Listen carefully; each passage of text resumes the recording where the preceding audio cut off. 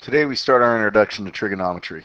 And trigonometry is all based on angles and their relationship to degree measures, so on and so forth. And we'll find out sooner than later that we're not going to be just working in degrees. Now, if we talk general angles, here's an example of an angle. Oftentimes, this angle right here is referred to as theta.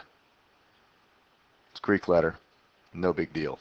All right. The initial side of an angle is usually the side that is on the positive x-axis.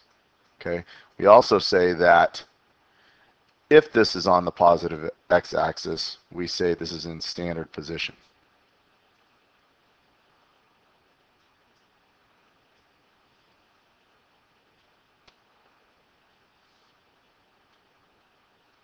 Now, typically, we talk about two different types of angle measurements at this point. We talk about angles having a positive measure.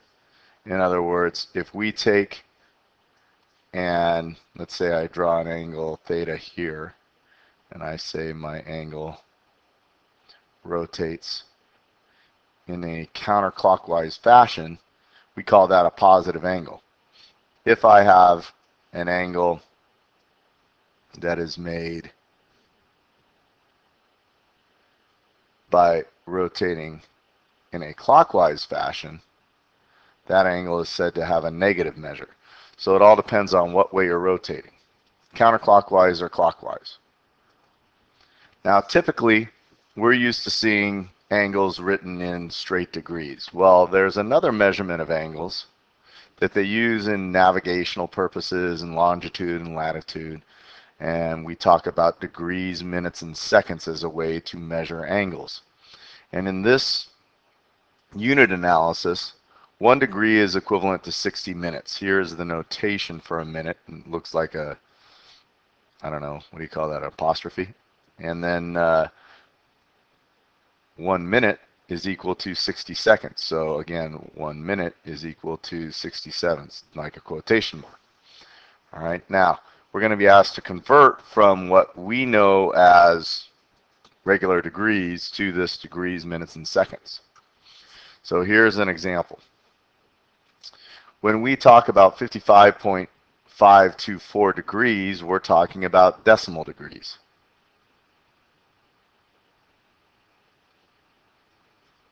So we're converting from decimal degrees to degrees, minutes, and seconds.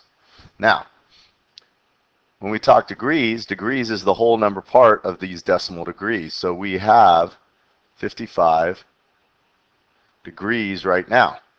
We want to know how many minutes and seconds are within 0.524 degrees. So we do a conversion. We say 0.524 degrees, and we're going to use dimensional analysis. So go back to your chemistry and your biology, and we put degrees on the bottom, minutes on the top. We know that 1 degree is 60 minutes. So we're going to take and multiply these two together. When we do this, we end up with 31.44 minutes. Now, we know we have 31 minutes, but we need to know how many seconds are in 0.44 minutes. So once again, we're going to take 0.44 minutes and convert that to seconds. So dimensional analysis once again, 1 minute is equal to 60 seconds. And we'll do this conversion. Multiplying this out, I get 26.4 seconds. So we have 26 whole seconds in there. We won't worry about the decimal part of that. And we know that 55.524 decimal degrees converts into 55 degrees, 31 minutes, and 26 seconds. So let's look at it another way now. We want to take and convert decimal degrees, convert degrees, minutes, and seconds back to decimal degrees. So right now, we have 22 degrees. We're looking for the decimal part of 15 minutes and 28 seconds. So I can do this a couple of different ways. I'm going to show you the way that I like doing it best. We've got 15 minutes that we need to go to degrees. So in this case, again, dimensional analysis with our minutes on the bottom, degrees on the top. 1 degree, 60 minutes. That's 0.25 degrees. And then I've got 28 seconds I have to convert. And I can do this a couple of different ways. I'm going to just do it the long way so you all see what's going on. Dimensional analysis, I can go from seconds, 60 seconds, to 1 minute, and then go from minutes, 60 minutes, to degrees. And notice all my units cancel, and I'm left with degrees in the end. And when I do this division, I get 0.007 repeating. So, adding everything together, I get 0.25 plus 0.007 repeating, and that gives me, let's just do it over here, 0.25, 0.007, add those puppies up, and I get 0.257 repeating. And that's all in degrees. Let's continue to move. Now some terminology. When a terminal ray, remember that's where the end of the angle goes. So if I were to draw an angle in standard form, this is my terminal ray here if this were in standard form. When the terminal ray lies on an axis, it's called a quadrantal angle. So for instance, here's my XY axis. And let's say I draw an angle having standard position, and let's say that angle rotates one way, shape, or form and ends up on this axis right here. That is a quadrantal angle. Now this could be either negative 90 degrees if I rotate clockwise, or it could be that I rotated here. They'd have to tell you, which would be positive 270 degrees. Either way. But since it lands on an axis, it's called a quadrantal angle. If two angles have the same terminal ray, they're called coterminal. So let me give you an example of this. All right. For instance, I just gave you one. Here's an XY axis. And I have the following angle, be it quadrantal like we just had. If I rotate clockwise, this is 90 degrees of the negative variety, and this is 270 of the positive. So negative 90 and positive 270 are coterminal angles. Just like there's an example of a positive and a negative. How about something like this? Let's say I have an angle here, and we call this angle 10 degrees. Well, let's say I was to take and not just stop at 10, but I go all the way around and back. And that measures a total of 370 degrees. Then we say 10 degrees and 370 degrees are coterminal angles. So let's now take and find a positive and negative coterminal angle for the following. So I have 35 degrees. Where is 35 degrees? Somewhere in the first quadrant. So this angle is 35 degrees. Since it's positive, I assume that I'm rotating in a counterclockwise fashion. If I want a positive coterminal for this, 35 degrees gets me one way. We just did an example where if we rotate around 360 degrees more and come back, we will end at the same terminal ray. So 35 plus 360 gives me a coterminal of 395 degrees. Now if I want a negative coterminal to that, I'll take and rotate in a clockwise fashion around. Now 360 is all the way around, but I'm short 35 degrees. So if I take 360,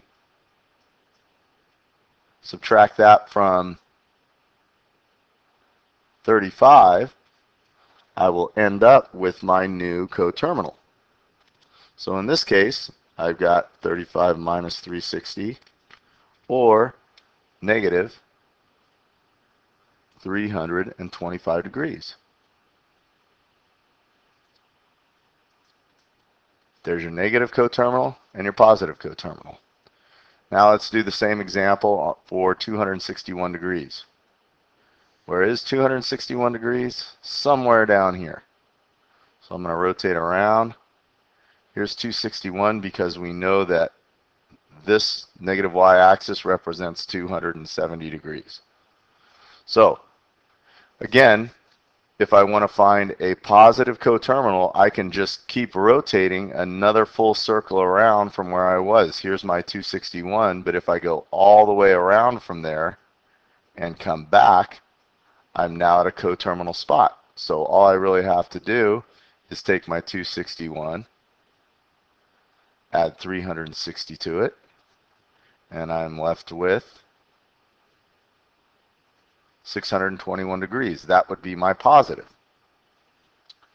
So now if I want a negative coterminal, I could just rotate clockwise and say how many degrees would it take to get me to this 261 mark. Well, it's 90 to the 270, and then there's 9 more degrees to get to that 261 mark. So negative 99 degrees will do it. All right, next terminology, reference angles. So we're going to be given a non-quadrantal angle, which means this angle does not lie on an axis. All right, the reference angle is defined as the angle distance of the terminal ray to the nearest horizontal axis. Now, if you don't understand that, let's take a look at a couple examples. All right, so I have 200 degrees and I'm looking for a reference angle. We want to know where 200 degrees is. It's roughly in the third quadrant if I were to rotate counterclockwise. Now, by definition, this reference angle is defined as the angle distance to the nearest horizontal axis. Well, here's the nearest horizontal axis, and I want to know how far away from that I am. I know that if I rotate half a circle, I'm at 180 degrees. We ended up with a 200-degree angle, so the reference angle for this case, I have 20 more degrees to get to 200, therefore 20 more degrees to get back to 180. Reference is 20 degrees.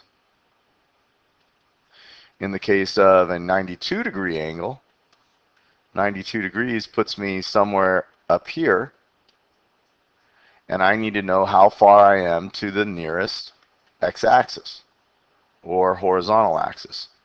This is my closest horizontal. This is not my closest because it's over 90 degrees.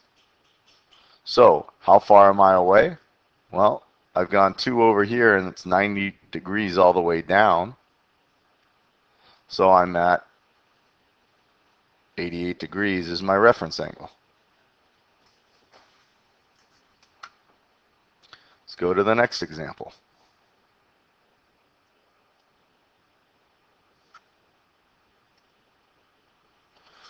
We're going to find reference angles for all the following. So we've got some more positives and negatives. 345 is probably the easiest one on this page. So if I look at where is 345, I'm somewhere in this fourth quadrant. I know I'm at 360 degrees if I go all the way around. So how far away if this is 345? Well, pretty easy. 15 degrees away. That's my reference angle. These next examples are a little bit different because they're not positive, except for the 781, except 781 is more than one time around. So we need to find out where that is. So 781, if you think about it, is more than two times around, because if I know one time around is 360, second time around is 270, or 720, sorry. 781 is going to end up one time, two times, and a little bit more. So here's 781 degrees. That's the terminal ray. So really what I'm asking is how far away is 81 from 20? This angle then has to be 61 degrees, and that's my reference. So now we're going to look at negative 138 degrees. I'm rotating in a clockwise fashion. To this first axis is 90 degrees, to the second is 180. So we are somewhere in the third quadrant. I need to know how many more degrees it takes me to get to the nearest horizontal axis. All right, well, if I'm at 138 here and I need to go to 180, that puts me at 42 degrees. Notice the reference angle is always a positive measurement. It's how far away are you. Lastly, 300 degrees of the negative type. If this is 360, both positive and negative, and this is 270 going in the negative direction, I'm somewhere over here.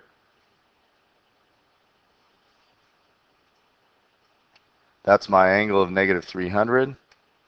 We can see that I have 60 more degrees to get to 360, so that is going to be my reference angle.